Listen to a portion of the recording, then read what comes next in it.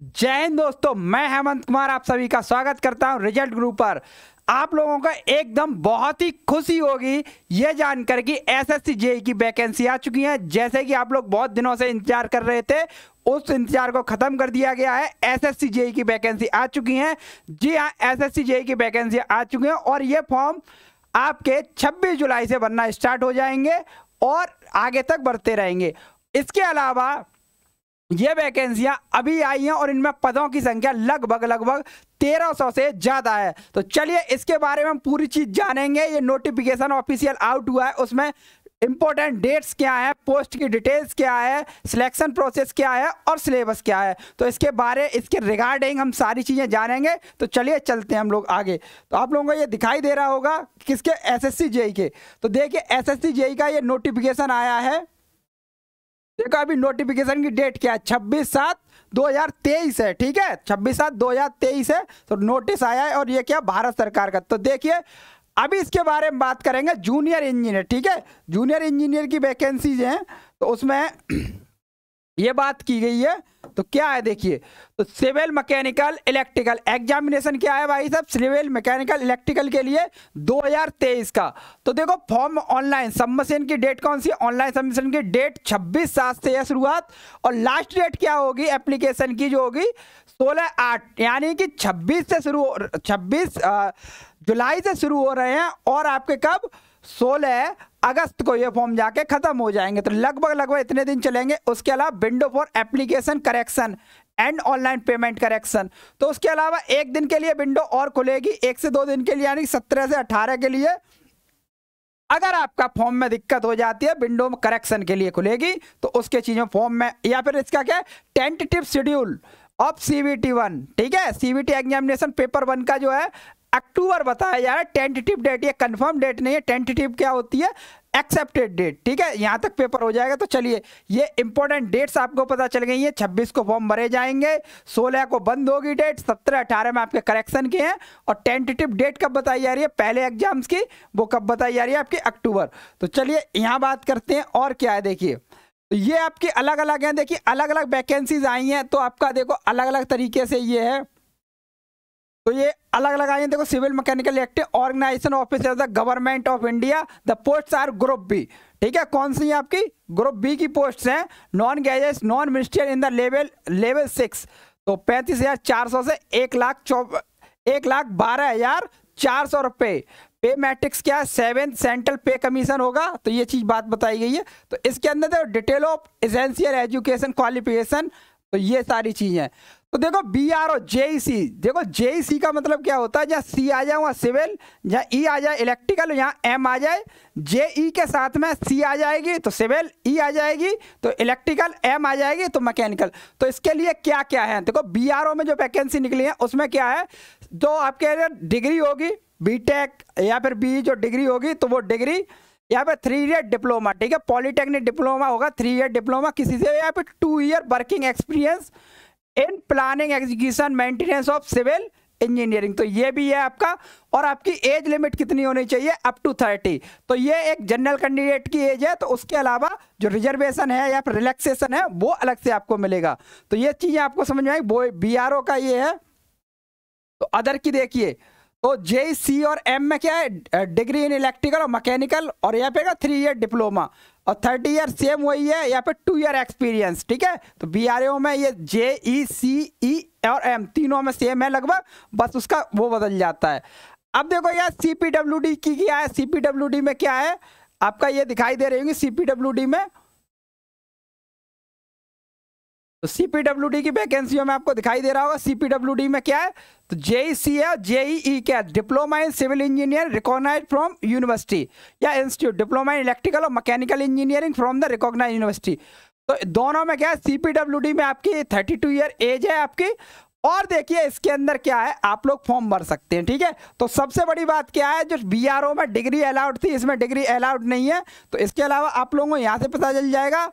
CWC क्या है, जो सेंट्रल वाटर कमीशन है, उसके अंदर डिग्री या डिप्लोमा कोई भी हो सिविल इंजीनियर के अंदर, और सेम मैकेनिकल इंजीनियर के अंदर भी क्या है, डिग्री या डिप्लोमा कुछ भी होगा। ऐसे ही department of water resource river development Ganga reservation Brahmaputra board कुछ भी हो तो इसमें भी 3 year diploma in civil engineer recognize. तो इसमें डिग्री नहीं है, तो ये चीज़ ध्यान रखें, किसमें जो डिग्री वाले हैं वो फॉर्म डाल सकते हैं और किसमें डिप्लोमा वाले। तो लगभग डिप्लोमा वाले तो सब में अलाउड होते हैं और डिग्री वाले कुछ में होते हैं, कुछ में नहीं। तो इसमें भी लगभग 30 दिया। ऐसे ही फरक्का बैराज है, फरक्का बैराज में भी आपका क्या है, डिप्लोमा चलेगा, 30 ईयर एज है। तो मैकेनिकल में भी आपका डिप्लोमा है और 30 ईयर एज है। मिनिस्ट्री क्या है, मिनिस्ट्री एग्जाम सर्विसेज जेईसी की क्या है, इसमें डिग्री इन सिविल इंजीनियरिंग और रिकॉग्नाइज यूनिवर्सिटी 3 ईयर डिप्लोमा। तो आपका क्या है, MES में भी क्या चलेगा, मिलिट्री इंजीनियरिंग सर्विसेज में भी डिग्री और डिप्लोमा बहुत चलेंगे, 30 साल तक एज है। तो दोनों में सेम है, इलेक्ट्रिकल मैकेनिकल वाले में भी सेम है, तो अलग अलग होगा उसके। अगली बात करते हैं ministry of port shipping and waterways Andaman Nicobar harbour works. ठीक है, तो इसमें डिप्लोमा चाहिए दोनों में। तो अंडमान निकोबार वाले हार्बर वर्क्स में क्या चाहिए आपको, डिप्लोमा चाहिए, 30 साल तक की एज मांगी गई है। अगला क्या है, national technical research organisation NTRO में भी क्या है आपका, डिप्लोमा चाहिए, 30 साल की एज है। क्लियर है, तो चलिए, तो केवल आपको कुछ में तो क्या चाहिए, आपकी जो BRO है और आपकी कौन सी है, BRO के अलावा जो MES की वैकेंसी है, इसमें इन दोनों में क्या चाहिए आपका, डिग्री चाहिए। MES में आपको देख लीजिए यहाँ, और इसके अलावा किस में चाहिए आपका, CWC में, सेंट्रल वाटर कमीशन में, और इसके अलावा किस में, BRO वाले में। तो 3 में चाहिए, CWC, BRO और MES में डिग्री भी चाहिए। डिग्री या डिप्लोमा में से कोई भी हो, लेकिन बाकी सब में क्या है, डिप्लोमा ही वैलिड है। तो ये सारी चीज़ें लिखी हैं। तो आगे बात करते हैं हम लोग अन्य चीज़ों के बारे में। तो देखो टेंटेटिव वैकेंसी के बारे में बात की है इसने, टेंटेटिव वैकेंसी यानी कि लगभग कितनी वैकेंसी हो सकती है, 1300 से ज़्यादा बताई गई थी। तो अलग अलग जगह पे अलग अलग वैकेंसी कितनी है, देखो BRO में 65, सिविल ST के लिए 65, सिविल के लिए जो सिविल वाली है ST OBC EWS UR total कितनी है, 431 है। ठीक है, तो 431 यहाँ दिखाई गई है। ऐसे ही क्या होगा, अब BRO क्या, मेल कैंडिडेट्स ओनली, तो ये क्या है, इसमें आपकी क्या टोटल 55 वैकेंसी हैं। तो इसी तरीके से आगे क्या है, इसमें CWC के अंदर कितनी है, 421 है। CPWD के अंदर क्या है, 124 है। और आपका सेंट्रल वाटर कमीशन के अंदर क्या है आपका, 188 है। तो ऐसे ही वाटर कमीशन के अंदर क्या है, 23 है वैकेंसी नॉट भी इन। तो आपका क्या है, department of water resource river department है, गंगा रिजर्वेशन, ब्रह्मपुत्र बोर्ड, इन्होंने अभी वैकेंसी के बारे में बताया नहीं है कितनी है। तो फरक्का बैराज में आपकी 15 है। उसके अलावा फरक्का प्रयार प्रोजेक्ट में आपकी 6 है। मिलिट्री इंजीनियरिंग सर्विसेज में क्या है आपकी 29 है। तो ऐसे ही military engineering services electrical and mechanical में 18 है। तो इसी तरीके से आपके इसमें 7 हैं। तो अलग अलग आपका NTRO के अंदर आपकी 4 हैं, NTRO इलेक्ट्रिकल के अंदर 1 है और मैकेनिकल के लिए भी 1 है। तो टोटल अगर वैकेंसी की बात की जाए तो टोटल जो आपकी टेंटेटिव वैकेंसी है वो कितनी है, टेंटेटिव वैकेंसी है 1324 वैकेंसियां बताई। यानी ये संख्या घट भी सकती है समय के साथ और बढ़ भी सकती है। ठीक है दोस्तों, तो चलिए चलते हैं हम लोग आगे। तो ये सारी चीज़ें यहाँ तक हैं। अब देखिए ये पूरा रिजर्वेशन वगैरह वगैरह के बारे में बात है यहाँ। तो ये एज रिलैक्सेशन है, SC ST को 5 साल है, OBC को 3 साल है, PWD अनरिजर्व को क्या है 10 साल है, PWD OBC को 13 है और ST के लिए 15 है। तो वो दोनों वैकेंसी दोनों रिजर्वेशन लग जाते हैं। तो ये सारी चीज़ थी। तो आगे बात करेंगे, चलिए ये देखेंगे आगे। इसमें पूरा देखो सिलेबस के बारे में है आपका।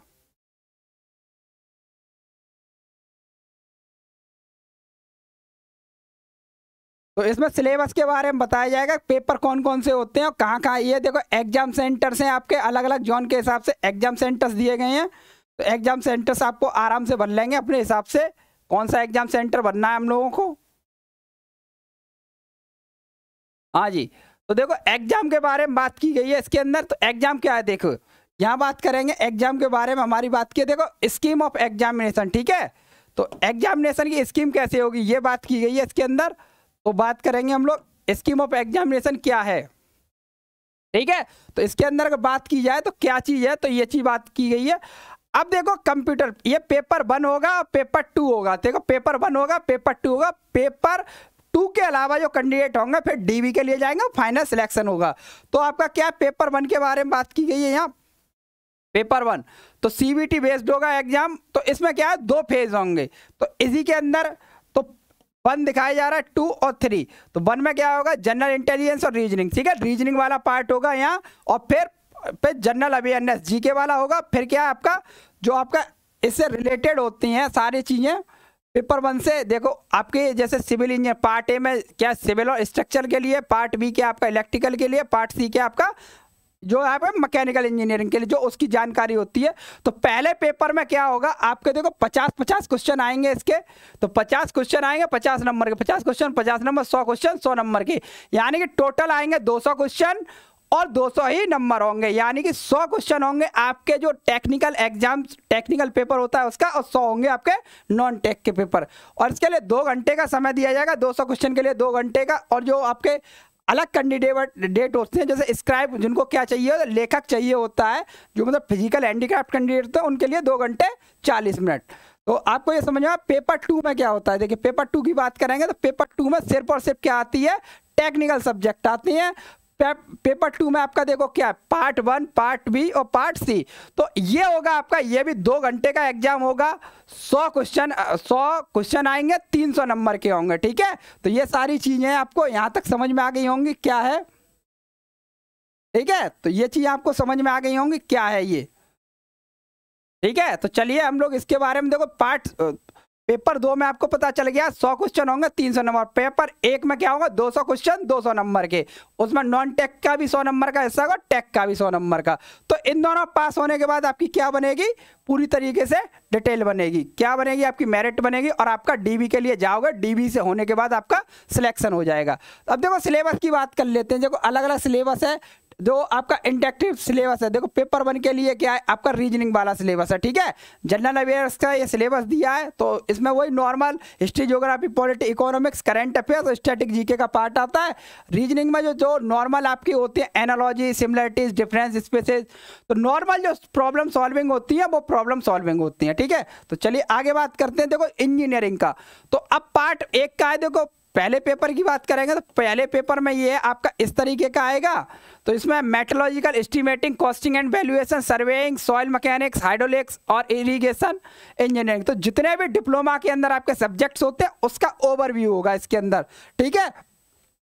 तो ऐसे ही आपका क्या है, ये जो आपका इलेक्ट्रिकल इंजीनियर सेम वहाँ भी यही है कि आपके जितने भी सब्जेक्ट्स होते हैं उसका ओवरव्यू होगा, सेम मैकेनिकल में भी यही है, ठीक है। तो लेकिन जब पेपर 2 की बात करेंगे तो फिर ये डेप्थ में बदल जाती है। तो पेपर 2 क्या है, काफ़ी डेप्थ में हो जाता है। देखो ए बिल्डिंग मटेरियल पूरा हो जाता है, एस्टिमेटिंग, कॉस्टिंग, वैल्यूएशन, तो ऐसे ही सर्वेइंग आपका क्या हो जाता है। तो ये सारी चीज़ें लगातार पूरी होती चली जाती हैं, तो उसके बाद आपका पेपर बदल जाएगा, ठीक है। तो हमेशा क्या अलग अलग होता है सबका, पहले पेपर 1 का सिलेबस अलग होता है, पेपर 2 का सिलेबस अलग होता है। तो ये चीज़ आप लोग तैयार कर लेंगे अपनी। तो आपका क्या है, टेक्निकल पेपर है, टेक्निकल बेस्ड। तो ज़्यादातर लोग आपकी 2nd पेपर की तैयारी करते हैं, पहला पेपर तो उसके बेस पे हो ही जाता है। तो सिर्फ आपको क्या नॉन टेक वाले पोर्शन की 100 नंबर की तैयारी करनी होगी अलग से। तो आई होप आप लोगों को सारी चीज़ें समझ में आ गई होंगी। तो ऐसी अमेजिंग जानकारी के साथ जुड़े रहिए आप रिजल्ट ग्रुप पर। जय हिंद दोस्तों।